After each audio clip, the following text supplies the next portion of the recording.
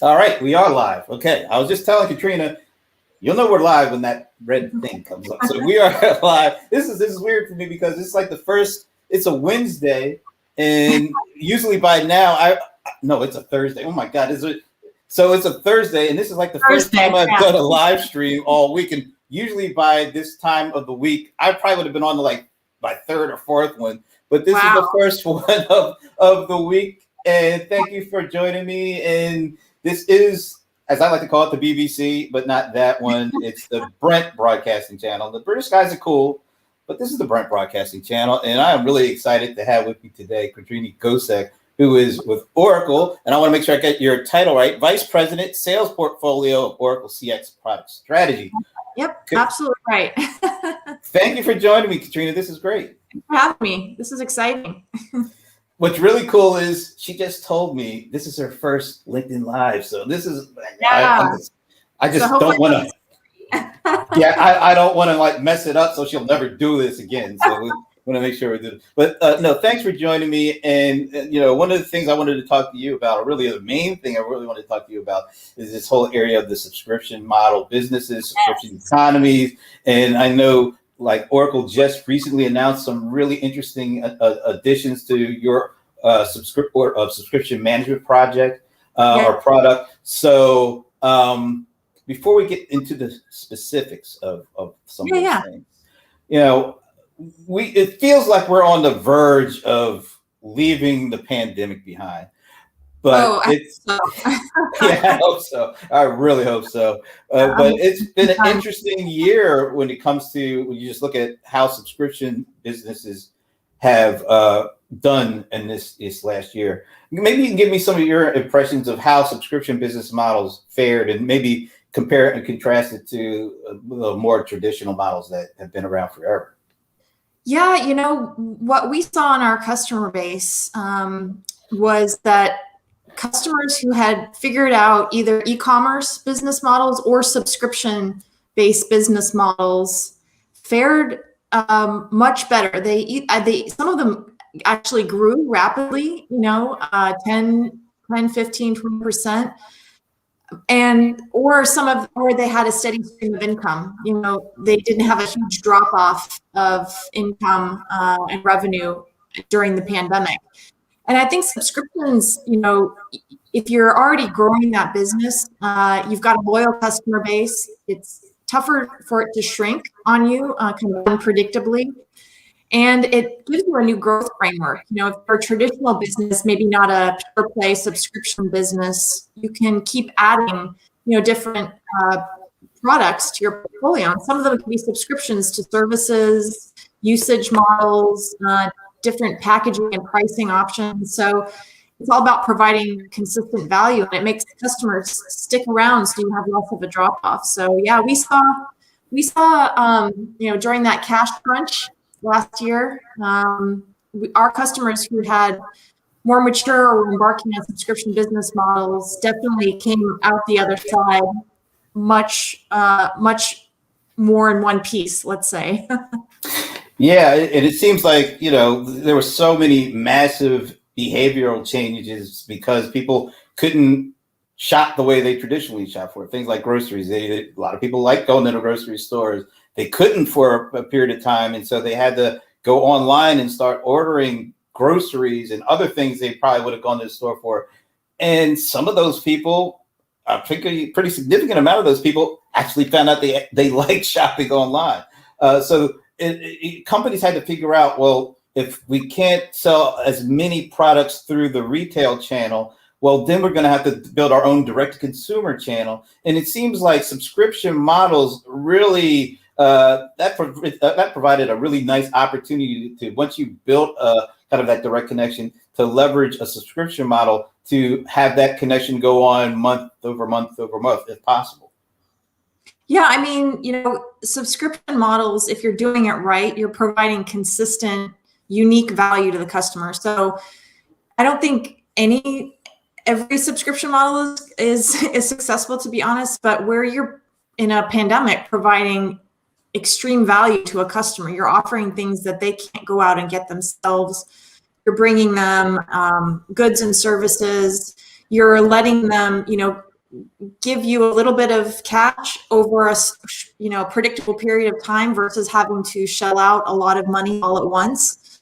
It's good for the businesses offering this because they have a predictable revenue stream, but it's also good for consumers and also B2B companies because they don't have to shell out capital expenditures that can use, operational expenses and do it more incrementally versus having to, shell out a bunch of money at once. But yeah, on a personal note, I discovered Instagram Instacart. Yeah. And I don't think I'm ever going back. So I love that service.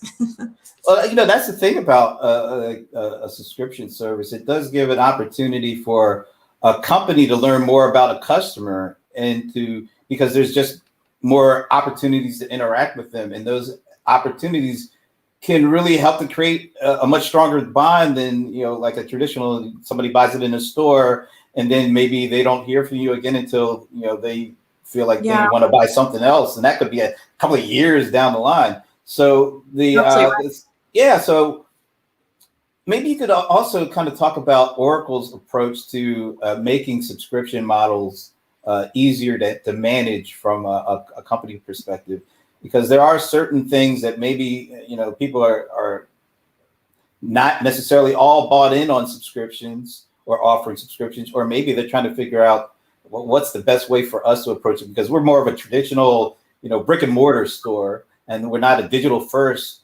So how does a company like that begin to leverage the power of what subscriptions can do for them?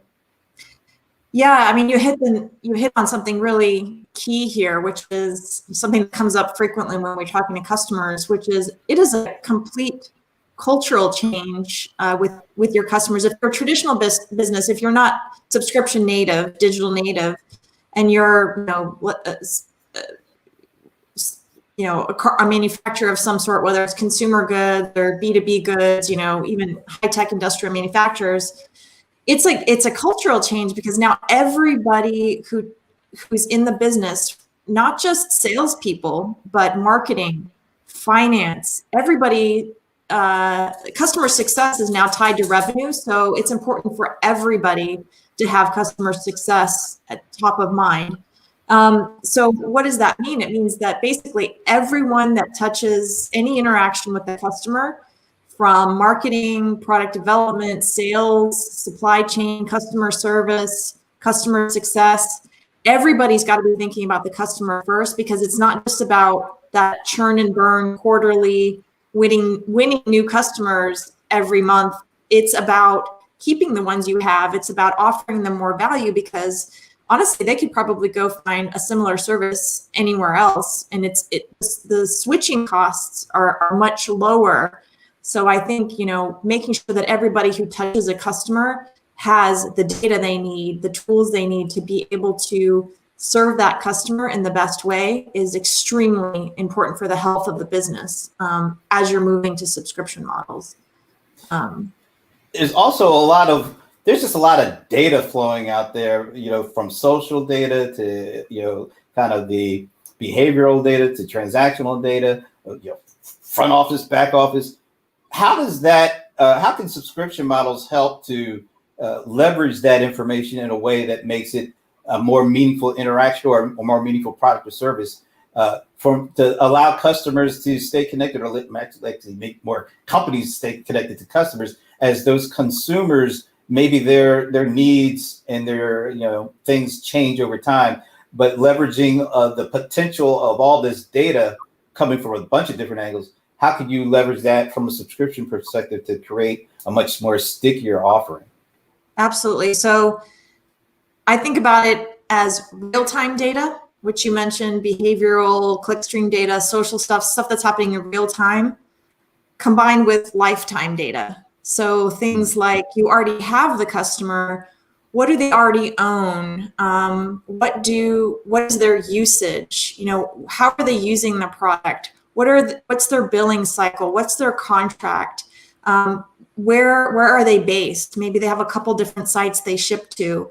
So it's that real-time data combined with the lifetime data once you have the subscriber that's so important to bring together, because you're talking about engaging in a life cycle with a customer in, over hopefully a long period of time with that customer. So you need to make sure you're getting actionable insights and you're leveraging all of that data from the moment you acquire the customer to the moment they need to renew or they need to upgrade or they need to make a change to the contract. You need to make sure you have all of that data in one place. And it's sometimes for a lot of customers, they're offering not just subscription services, they're offering, let's say, a device, like a phone with a subscription or a warranty or a service. So you have to be able to combine the hard good with the subscription as well, which is a pattern we're seeing more and more frequently in traditional manufacturing companies. So, you need to also have all that data in one place. It's not just about digital interactions, but it's also about interactions with physical goods as well. Yeah, especially if you have smart devices that, are able to, kind of track usage and allow the company to have a better understanding of how this customer is using a device, and maybe even take that and provide some knowledge or some insight to make the usage more effective, more efficient. You're understanding what they're doing, and maybe they're not doing it as effective as they can be, and now you can kind of help them along based on that kind of information coming back to you. Yeah, absolutely. So I'll give you two examples. One's more of a consumer example. So one that's used frequently is cars. A lot of auto manufacturers are looking at how to give customers a subscription to a car. And it's not a lease, it's actually a subscription to a car. So you can swap out the car. Let's say it's New England, it's spring, it's beautiful. I want to go, I don't want to rent a car. I want to, have like a nice luxury car and drive up the coast with the top down. But when winter comes, let's say I want to swap that out for, an SUV with good snow tires, right? And it's more than a lease. It's a subscription to the auto service that lets you swap out based on how you want to use the subscription, right? And there's a famous example on the B2B side. I think it was Rolls-Royce aircraft engines. This was they were groundbreaking in the early 2000s. They were actually putting telemetry on their aircraft engines, and they were selling them to large airlines and charging the airlines by usage, right? So how much they actually used the engine, not for the actual engine itself. And we're seeing that a lot more in high tech and industrial manufacturing. Telemetry embedded, IoT embedded in devices that allows you to track and monitor. I think that's really interesting. That's the next wave, that kind of device-enabled subscription or physical object that allows you to subscribe to it in some way, shape, or form. I think we're going to see that a lot more in both consumer industries and business as well. Yeah, I was just going to ask about that. You're seeing the kind of the pendulum shift to access versus ownership. And it doesn't, are we seeing that same pendulum shift when it comes to B2B versus consumers? Because consumers seem to be all bought in on this stuff. Absolutely. Are you seeing B2B companies looking for more access and not as much ownership when it comes to the things that they need? Absolutely. So I think we're referring to it at Oracle as the end of ownership, because people don't want to own things anymore. Like we're seeing it in healthcare. So like hospitals want to subscribe to an MRI machine, and they pay for, the pieces the services that the company needs to run it. Or, when a new technology comes out, they can swap out the MRI machine. We're seeing it in farming equipment. Large tractor manufacturers, for example, are collecting data, agricultural data, from all of the different farmers who are using their tractors and reselling that data to their users to say, this is the best time you should plant these crops, use this fertilizer. Here's some, things you should watch out for in terms of, weeds or fertilizers or things like that. So we're seeing a lot of that. We're seeing crane manufacturers embed telemetry in their cranes so that, again, they can give a subscription to a construction company to the cranes, but the construction company doesn't actually own it because, how often do you really need it, right? So Yeah. really interesting stuff happening on the B2B side. I think we all experience it on the consumer side, but it's some really cool stuff happening in high-tech industrial manufacturing with subscriptions. So we're talked about all these shifts that are coming through, and I think most of these shifts were already on the move, but the pandemic accelerated a lot of this stuff. Oh yeah. So why don't you talk a little bit about what you guys just announced, and how does those new additions to what you guys have with Oracle Subscription Management, how those additions kind of feed into some of the things we just talked about? Yeah, sure. So again, going back to that idea I talked about of real-time and lifetime data. So that is so important to having a subscription engagement with a customer and being successful at it, and empowering whoever gets the customer first with that real-time data or that lifetime data, so you can have a full picture. And so what we recently released was some awesome new churn probability prediction reports. So for example, churn probability prediction report. So what does that mean? It means sales reps or customer success reps can identify issues that might be impacting a customer renewal. Let's say they're logging more SRs, or they're not logging in as much, or they've changed their account settings or something like that. Some red flags that come up and that could alert a sales rep or a customer success rep to take corrective action around that. Along with that, we have a lot of pre-built subscription reports. So that same sales rep or service representative, when they're talking to a customer, can see the full view of the customer lifetime value, what they own, their total contract value, what accounts and products they have, and and insight into that customer activity. So are they logging a lot of service requests? So that's a really cool thing, giving the employees, helping customers visibility into some really granular level things to either course correct before a bunch of customers head for the door, or use it to improve the relationship. And so we've built integrations also on the customer side. So all of this can be exposed to you, Brent, as a customer, if you log on to the e-commerce side. So you can see your own usage. You can manage upgrading or downgrading some of your services. You can request help from a sales or service agent, all within that integration to the commerce application that we have subscriptions embedded in. And the other cool integration we released was to service logistics. So imagine you have an internet outage and the provider sends a service technician out to your home to fix it. Our integration allows that field rep, that service technician, to actually see your account and your usage patterns and your login, and make recommendations or adjustments on the fly in the field. And that means you're a more satisfied customer, because everybody who's talking to you has the same view. So lots of stuff going on, but really cool stuff to enable employees to interact with customers better, and also customers to have better experiences with subscriptions as well. So really exciting space. Yeah.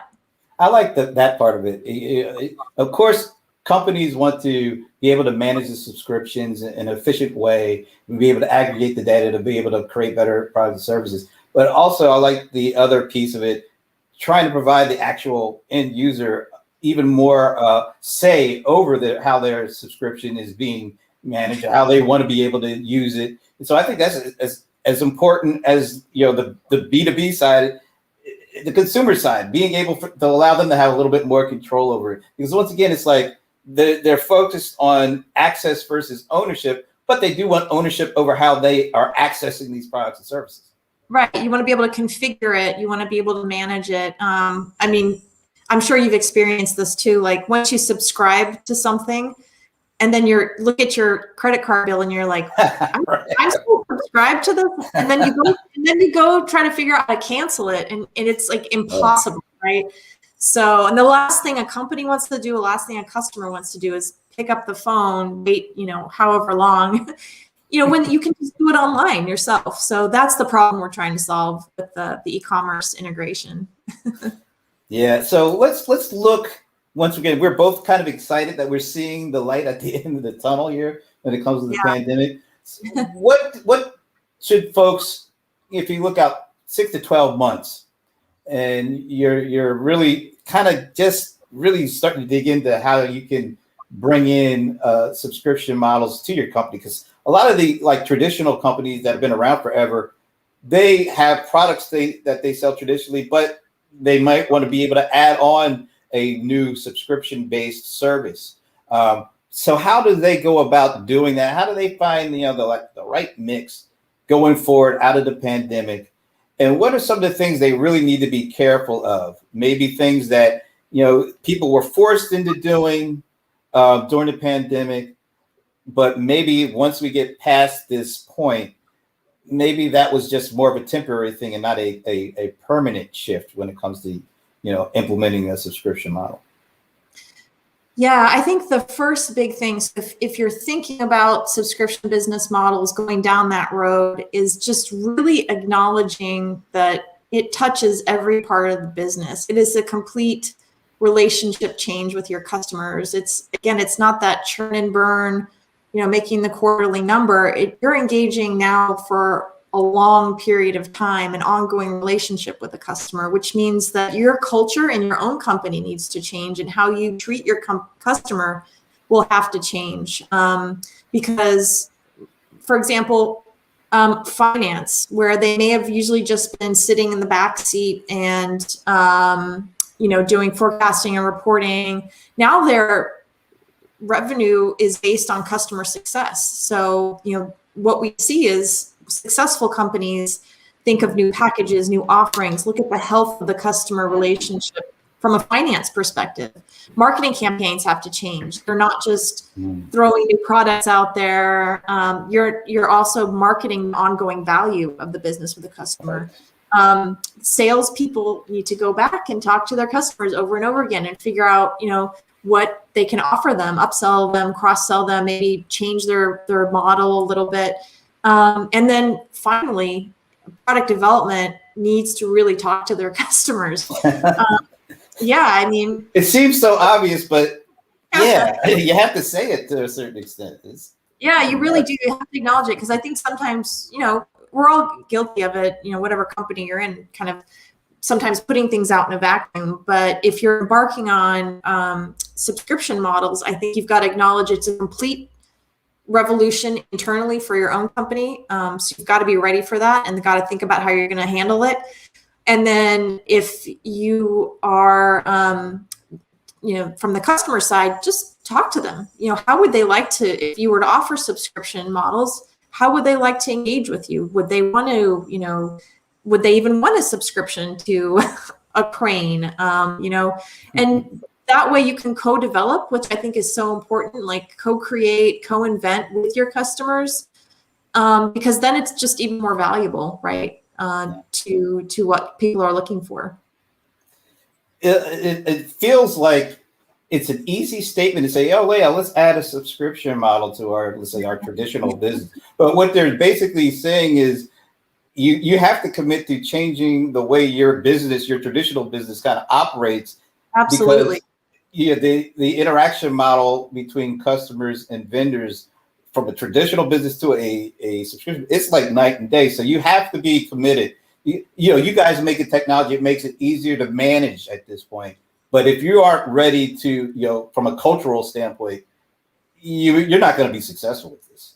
Yeah, technology is super important, but it should be in support of how you're going to change the culture internally, how you're going to have marketing work with sales, how you're going to have finance work with product development, how you're all going to, oversee your customer and make sure that they're happy and they're successful. Because again, you and I have both said it a million times, it's an ongoing relationship. It's not a one and done, selling one product and that's it. It's like any relationship with anyone. It's, constant nurturing. You've got to keep it healthy and you've got to stay on top of it and aware of what's going on. So a year from now, what do you foresee in terms of how subscription models are actually being used? Is it going to be pretty similar to, let's say there's pre-pandemic, where consumers were pretty much subscribed to everything, but then during the pandemic, we bought more digitally, so I think there are more subscriptions. What's going to happen, a year from now? With what do you think in terms of projecting how subscription models are going to be used and implemented and depended on compared to where we are today?